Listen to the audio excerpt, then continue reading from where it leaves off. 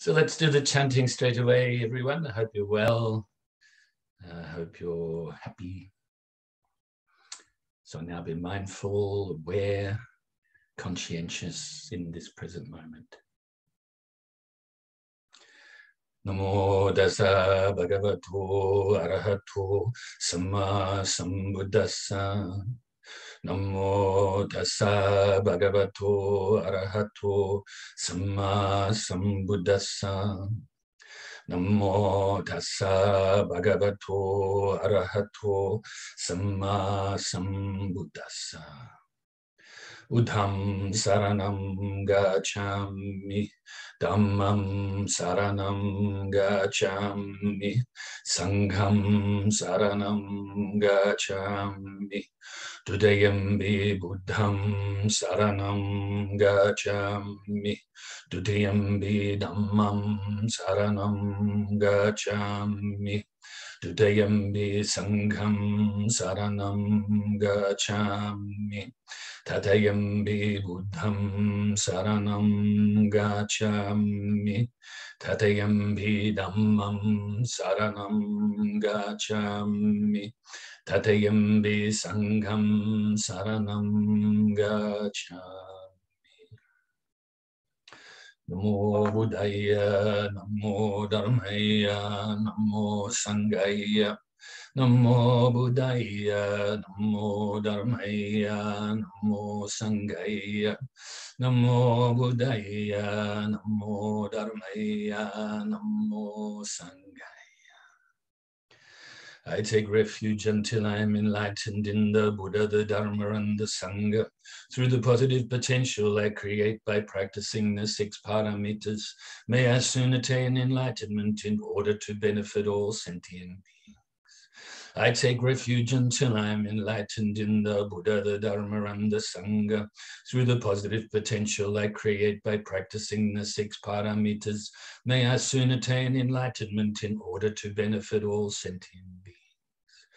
I take refuge until I am enlightened in the Buddha, the Dharma, and the Sangha. Through the positive potential I create by practicing the 6 paramitas, may I soon attain enlightenment in order to benefit all sentient beings. May all sentient beings have happiness and its causes. May they be free from suffering and its causes. May they never be parted from the happiness beyond suffering. May they abide in equanimity, free of bias, attachment to the near, and aversion from the far. I shall cause this. Great compassionate Buddha, please inspire me to be able to do so. Reverently, I prostrate with my body, speech, and mind, and present clouds of every types of offerings, actual and mentally transformed. I confess all of my negative actions accumulated since beginningless time, and rejoice in all the virtues of all holy and ordinary beings. Please remain until cyclic existence ends, and turn the wheel of Dharma for all sentient beings. I dedicate the virtues of myself and others to the great enlightenment. However innumerable all sentient beings are, I vow to save them all. However inexhaustible my delusions are, I vow to extinguish them all. However immeasurable the Dharma teachings are, I vow to master them all. However endless the Buddha's way is, I vow to follow it completely. Om Mani Padme Hum. Om Mani Padme Hum. Om Mani Padme Hum. Dayata Gate Gate Paragate Parasamgate Bodhi Soha. Dayata Gate Gate Paragate Parasamgate Bodhi Soha. Dayata Gate Gate Paragate Parasamgate Bodhi Soha. So, let's do some meditation now. So let's release the tension from our body initially before we do the breath meditation and the loving kindness meditation. So get yourself in a nice, good position and gently close your eyes. Lips gently touching. tongue resting on the upper palate in the mouth.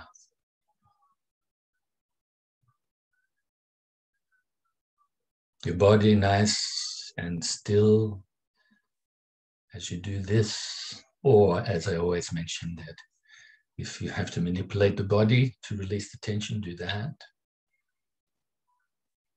Or you can release it on an out breath. That's if you find it more difficult to do just with your mind. But once we start the breath meditation and onwards, try to keep yourself still for this short session.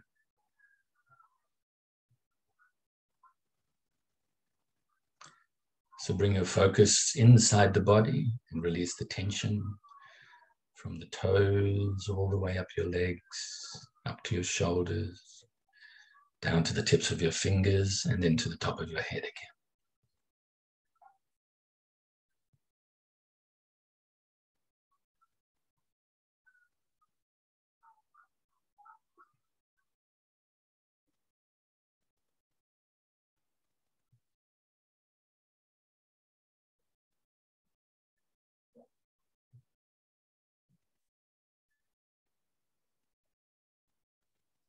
And once you've done this, bring your mind once again inside your body and just scan your body just briefly, just to see if there's any more tension you can release, just for a few seconds. And when you are ready, place your mind initially at the tip of your nose and follow the feeling of the breath as you breathe in your nose, all the way into your lungs, and then back out your nose again. Breathing in, breathing out. That's all we have to do right now, is focus on that. Past is gone. Whatever you've done in the past is not here anymore. The future hasn't arrived.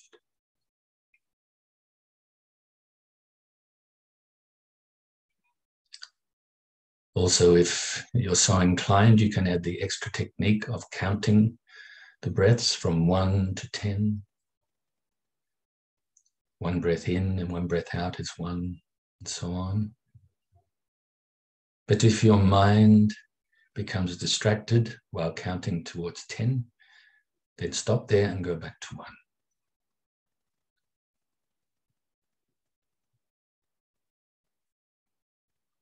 If thoughts arise during the meditation session, don't cling to them, don't grasp at them. Don't try to force them away or deny them, but let them go naturally by refocusing or replacing your mind back onto your breath.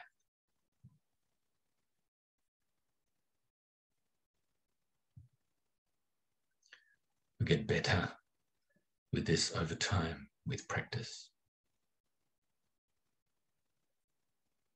And if your mind starts to become dull or sleepy, slothful, then wake it up a little bit by focusing more brightly on the breath. This way, refocusing or replacing the mind back onto the breath is the antidote for both the distracted and agitated mind, as well as the dull mind. So let's practice like this in silence now for a few minutes.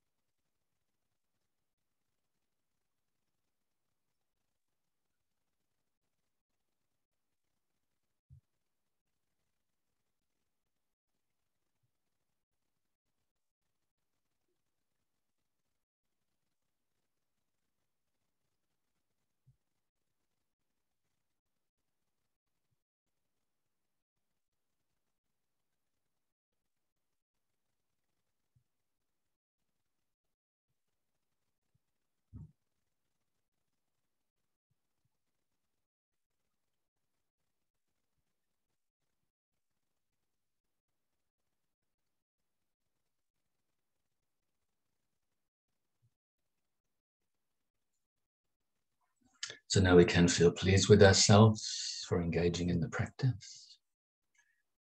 And fill yourself with universal loving kindness, with metta or maitri.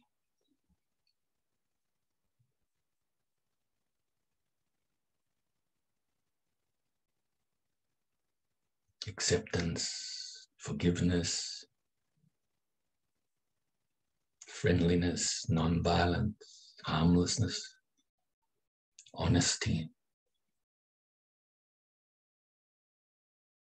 All of these good qualities that are included within the multifaceted word metta, or in Sanskrit maitri, that we normally translate as universal loving kindness into English.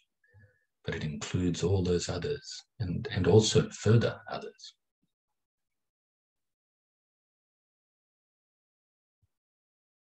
Fill yourself with so much loving kindness that it now overflows and radiates outwards, initially to your loved ones, to your family, to your friends.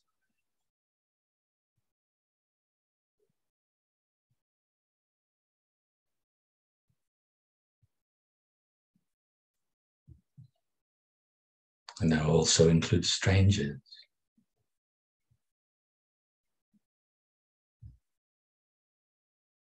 And even those that you may find difficult, may even regard as enemies. May all of these three types of people from your own perspective, may they be happy and have the causes of happiness. May they be free from suffering and free from the causes of suffering. And may they be peaceful.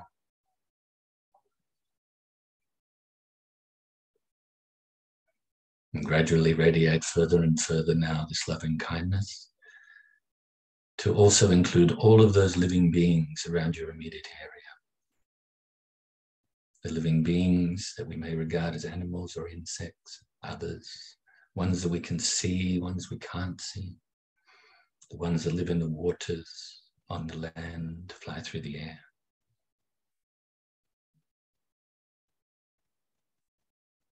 May they also be happy, free from suffering, be peaceful, and may they realize the higher rebirth in due course.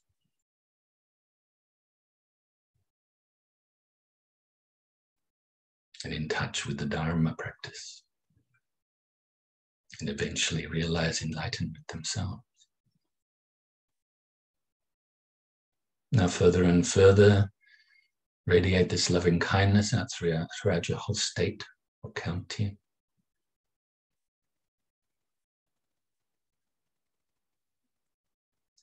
And other states and counties throughout your whole country.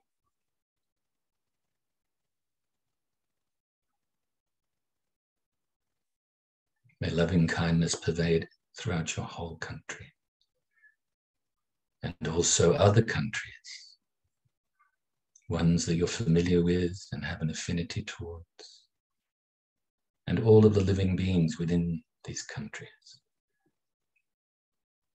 Those countries that you're unfamiliar with, and even those countries that you may have some sort of negative feelings towards, for whatever reason. Throughout this whole world, have your loving kindness pervade the whole planet. And may all of the living beings be happy, free from suffering, and be peaceful. And now further and further throughout the whole solar system. Your loving kindness now has gathered so much momentum and speed in radiating outwards. Now the whole galaxy, the whole universe, and beyond. Throughout infinite space, have this immeasurable loving kindness pervade throughout infinite space. Whilst always also being present here and now to recite the dedication prayer. Due to this merit, may I soon attain the enlightened state of the Buddha, so that I may be able to liberate all sentient beings from their suffering. May the precious bodhicitta, not yet born, arise and grow. May that born have no decline, but increase forevermore. And may the precious view of Shunyata, not yet born, arise and grow. May that born have no decline, but increase forevermore.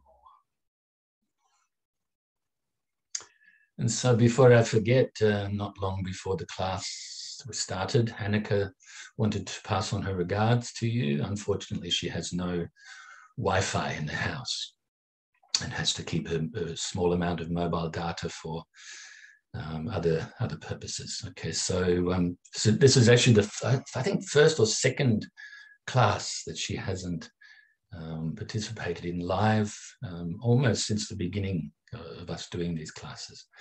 And so I commend her for that, because for half the year she has to get up at 5:30 in the morning to participate. Of course, now it's a little bit easier. I think it's 8 o'clock the class starts in the morning there in Britain. And so today, or last week was Mother's Day. That's another one I wanted to mention. Obviously, all of us have mothers, whether, past, present, future. And it's a very special day in a sense. Of course, every day is Mother's Day. Or you could say that we make up certain days, or this is Mother's Day, or this is Father's Day. And really, it's just human beings making up or giving a title to a day, isn't it? But I think it's nice to commemorate, to celebrate these types of days. Always a good reminder, as I mentioned often, it's a good reminder for us to check our mind, see what it is we can do to improve ourselves, and see what it is that if we can be more kind to our mother or to other beings that are mothers, that have been our mothers in previous times, see if we can continue to improve the way we react towards them and act towards them, so that we can be of more benefit. And of course, as I mentioned, if you are benefiting, especially those that have been so kind to you, and then of course onto those that are in real need, and eventually all beings, then who is the one that benefits immediately? It's yourself. I say immediately because it feels nice to bring benefit to others. You may have some sort of doubts about it, or some sort of uncertainty, but it gives rise to a really nice state of mind at that moment, at that time. So there's something that can be said about days like this. It's very, very good to do that, to check your mind, to make sure that at the very least you're not bringing harm, and then then do your utmost best to bring more and more benefit over time. Okay, so I just wanted to mention that. I forgot to mention it last week. Of course, it's a difficult time for all of us around the world, even though you have so-called economies that have opened up prematurely, really, with the amount of COVID pandemic that is around. Unfortunately, people are getting very unwell, a lot of people dying, and may they realize a good rebirth. May they realize good rebirth in presence of the Dharma, and also it's a higher rebirth, and even attain enlightenment, attain nirvana and beyond. So it's more difficult for families to get together. You have to be more careful, I guess. People probably taking tests before they visit and things like that, taking more responsibility. So it is more difficult. Of course, it's different for my mother and myself at Phillip Island. We just spent the day together.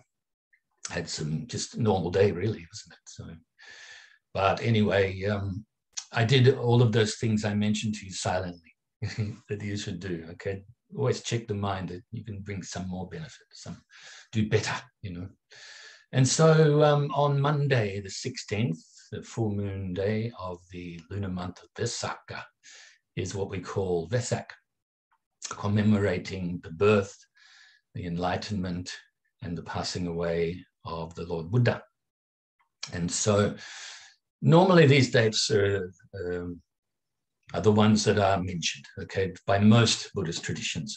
There are some differences between some different traditions. The enlightenment may have been a different date in some other tradition, maybe the passing away even as well. But all agree that the birth of the Buddha was on this full moon day in the lunar month of Vesak, which normally runs in May, sometimes in late April, in relation to the solar calendar. And that's why, of course, it changes every year. So it's actually the 16th of May this. And most traditions, especially when you have celebrations with all of the different traditions coming together, United Nations celebrations, as we have in Australia in the past and present as well. And I think everybody's agreeing with commemorating the birth, the Enlightenment, and the passing away all on the same day. So if you believe in this tradition, if you live in accord with these beliefs, I should say, then the Buddha attained or was born.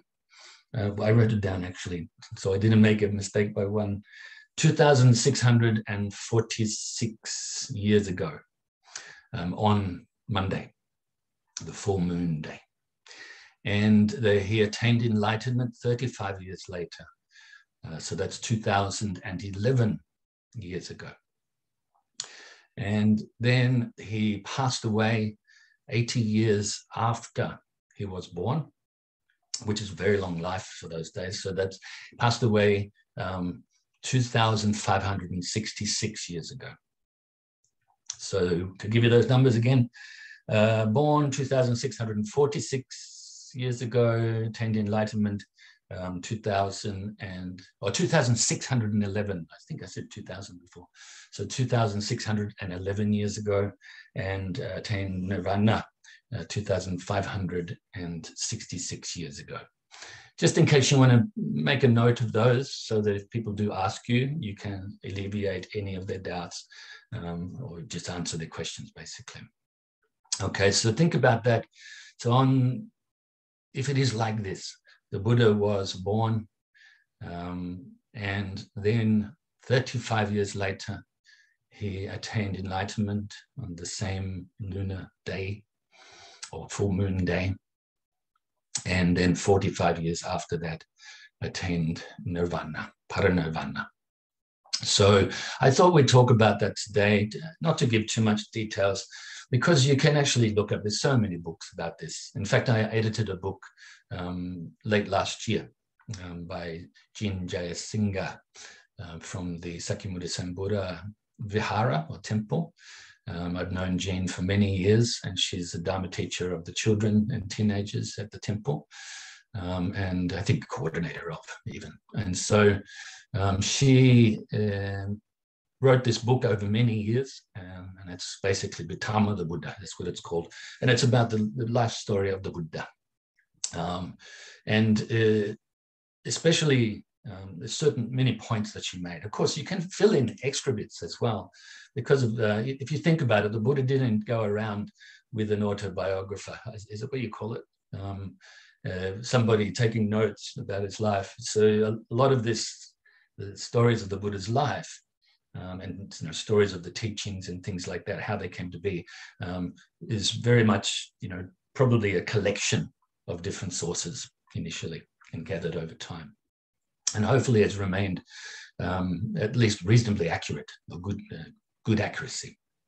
And so even recently, I was reminded of many things that I'd not forgotten about as such, but haven't brought to mind for a long time about the Buddha's life. And so, I'd learned many years ago, but of course, as a teacher and as a practitioner, it's more important that we learn the teachings, the purpose of the teachings, the methods themselves, and then how to put them into practice accurately. So that's more important than the story of the life, I guess. But the story of the life is also teaching, and also can help to motivate you to practice, because the Buddha's life is, it's like a good example to follow, isn't it? Now, it's an interesting one as well between different traditions. If you want to mention the Theravada tradition, for instance, and then the Mahayana tradition, just leave it like that. To all Theravada practitioners, you could say the most important part of this life of the Buddha is the enlightenment. So the moment of enlightenment, and then of course starting the teachings after that. From I believe most Mahayana practitioners believe the Buddha was already enlightened and went through the birth due to the karma, you should say the collective karma of living beings at that part of the world or in this world at that time, being able to create the good karma for many lifetimes to have a Buddha be born and give the teachings in this world at that time. And so you could almost say put on a theatre production for us. So the Buddha's, the whole life of going through the birth, the growing up, the attaining of enlightenment, then giving the teachings, the different levels of teachings, then this was all like put on a show. It's part of the teaching of the Buddha for our benefit. But of course, there are some other Mahayana traditions that maybe don't believe that. And, I would say it's not important that. The whole of the Buddha's life is a great example for us, and to put the teachings into practice, that is more important than trying to find out, did that happen? Was he already enlightened, or was he 10th level bodhisattva and then was enlightened just at that time in that life? Then it doesn't really matter, I don't think, in the long run. But I just wanted to share that with you. So, say to most Mahayana practitioners, probably the most important part of the major parts of the Buddha's life is the birth, whereas in Theravada tradition would be the enlightenment. And of course, a very important teaching as well, the passing away, that all conditioned phenomena are impermanent. So even though you could say the Buddha wasn't conditioned at that time, some traditions would say that his body was still, other traditions maybe not. Like a manifestation of enlightenment. And so in relation to the three kayas, the Dharma kaya, Sambhoga kaya, Nirvana kaya, or the truth body, the enlightened mind itself, the radiance body, being radiated out for the benefit of others, and then also the manifestation body, the emanation body, so I should say. Okay, so you can look into that, Google it, and ask me questions if you like. And I mentioned this probably once or twice before. We can go and learn these things too in good time. Okay, so I was going to talk about these different kayas or different embodiments or bodies during the commentary on the 6 paramitas, but we went into pretty good in-depth detail within these teachings, so I decided not to add to that. What else can we say? So important, birth of the Buddha is very important, and you could say the enlightenment as important, for some more important, and then of course the passing away also important. Important as well, passing away, because we realize that we don't live forever. So we need to put the teachings of the Buddha into practice now. As mentioned many times before, you have the 4 preliminary contemplations to think about. The fact that we have this precious human birth right now, with all of its freedoms and opportunities to practice the Dharma. And then, of course, the second one is impermanence, and the certainty that we will pass away eventually, and the uncertainty of when or how. And so we should get motivated to practice now. Don't put it off, the Dharma practice. You can put other things off, but don't put the Dharma practice off. And then, of course, the third contemplation is contemplating the law of karma, cause and effect, so that we utilize this life in a good way, and we do our best to only create the causes for happiness and that lead towards enlightenment, and to avoid the causes of suffering as much as we can, okay? And then, of course, motivating ourselves to practice is reliant as well on realizing the unsatisfactory nature of samsara, or cyclic existence. So realizing that even when we are happy, it doesn't last, that all conditioned phenomena are impermanent, unsatisfactory, and have the nature of non-self. That nirvana, or enlightenment, is freedom from all of this, is unconditioned. So I think I'll leave that there. I won't go into too many details. We have about another 5 or 6 minutes to go. And so I thought I'd recite to you. I did think about picking up the guitar today, but I haven't been playing very much. And actually last time I did pick it up for when I gave a talk for the Metta Center in Sydney a little while ago, and the sound on the video wasn't very good with the guitar and the voice together. So I decided not to worry about that. I think with Zoom, probably the, we use free Zoom, so I think maybe the quality is not so great to have two different instruments happening, the voice and the guitar. They're drowning each other out a little bit. So I thought maybe I recite them if I can remember them, or maybe sing them really low and really fast-ish. And so the birth song is the first one. And then the second one is the Enlightenment and the teaching song. And then, of course, the everything song I won't do, because we actually did that. I gave some commentary on that during the wisdom aspect of the six-parameter commentaries. Okay, so the birth song. After an extraordinary dream, it came to be. The queen had conceived and was with child. All rejoiced with anticipation of the coming royal birth. Peace and love reigned throughout the nation, heaven and earth. So the queen and attendants began their journey to a childhood home, as was the way in days gone by. As they reached the gardens of Lumbini, filled with flowers and singing birds, the moon was shining brightly high in the sky. Knowing her time was near, she said, I can go on no more.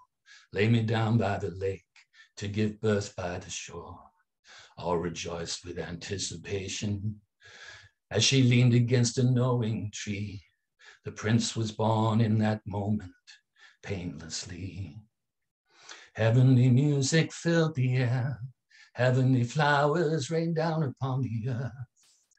Rainbows appeared in the sky. Peace was felt throughout the land. The earth stood still with understanding, and nature smiled.